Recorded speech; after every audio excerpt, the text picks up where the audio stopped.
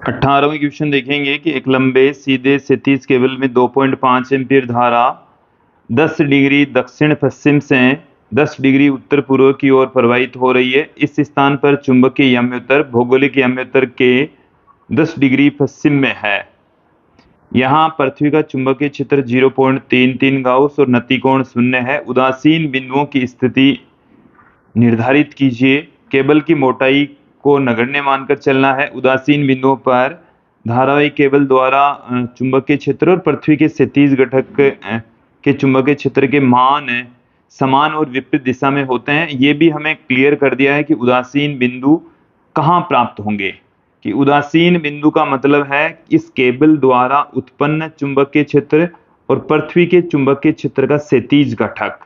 पृथ्वी के चुंबकीय क्षेत्र का क्षैतिज घटक b cos थीटा होता है। यहाँ पर थीटा की जो वैल्यू है वो 0, तो b का मान ही आ जाएगा, cos 0 का मान हो जाएगा 1। तो यहाँ पर केबल द्वारा उत्पन्न चुंबकीय क्षेत्र और पृथ्वी का चुंबकीय क्षेत्र दोनों बराबर होंगे। अब देखेंगे आप यहाँ पर इस केबल के कारण से उत्पन्न चुंबकीय क्षेत्र, पृथ्वी की चुंबकीय क्षेत्र रेखाएं इस डायरेक्शन में होगी, इस डायरेक्शन में। क्लियर? तो ये जो चुंबकीय क्षेत्र रेखाएं घूमकर इस केबल के कारण से, ये तो मैंने जो येलो वाली दिखाई है ये तो है बी ई की डायरेक्शन।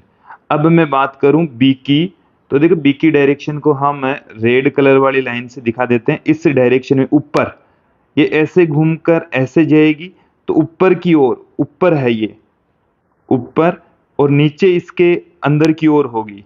नीचे क्या होगी?